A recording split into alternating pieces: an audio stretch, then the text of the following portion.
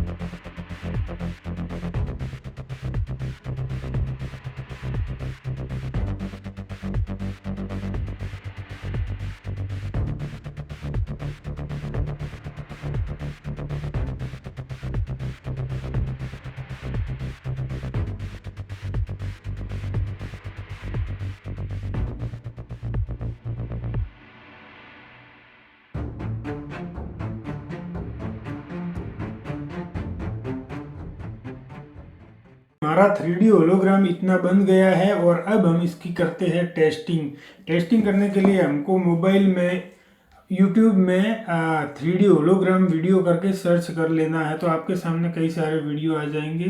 तो गाइज ये रही वो वाली वीडियो और अब हम इस पे मोबाइल को रख के टेस्टिंग करके देखते हैं।